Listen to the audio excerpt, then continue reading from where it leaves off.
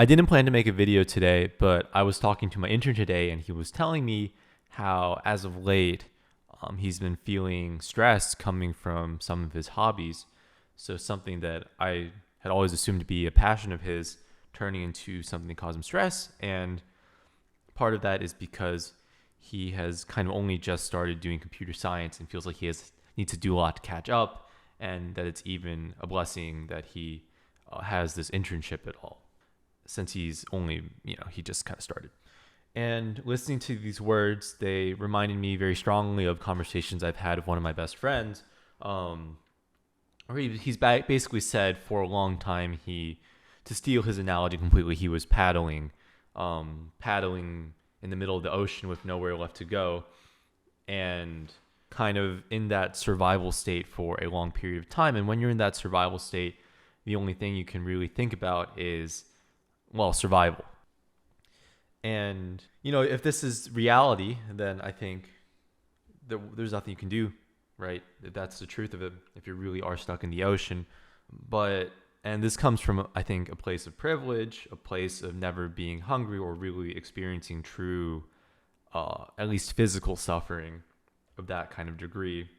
The hungriest I've ever been is coming back from crew practice in high school and not having packed an extra lunch or an extra dinner, or getting Chipotle from my parents who happened to be driving the carpool back that day. But the people I were talking to were also, I think, in relatively similar scenarios to me, where they also have not experienced the kind of hunger, the kind of pain that my parents and their parents as immigrants probably went through back in Asia, back immigrating, back being truly poor. And the reason I am saying this is because I think it's important to think about whether are you truly stranded in the middle of the ocean, or are you just being left behind in a rat race that maybe you shouldn't be a part of at all?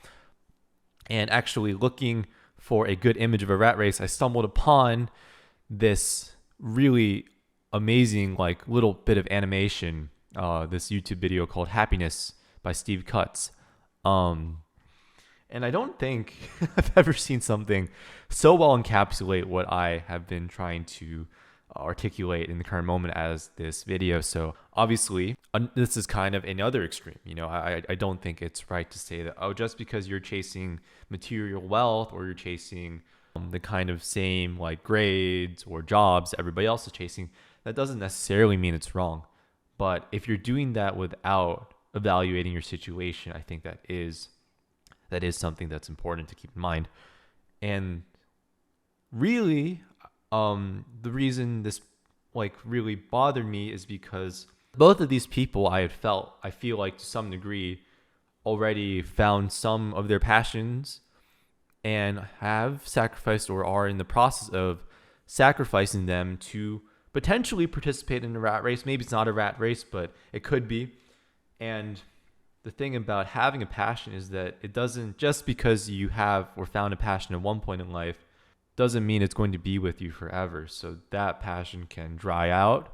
You can forget how to even enjoy it, or what made you fall in love with it in the first place. So the same best friend of mine, he equated it to gardening. For let's say 10 years, he didn't tend to his garden or his farm, and now he doesn't know what to grow. So those are the words from his mouth. And I think to extend on that, it's not even knowing what to grow or how to grow.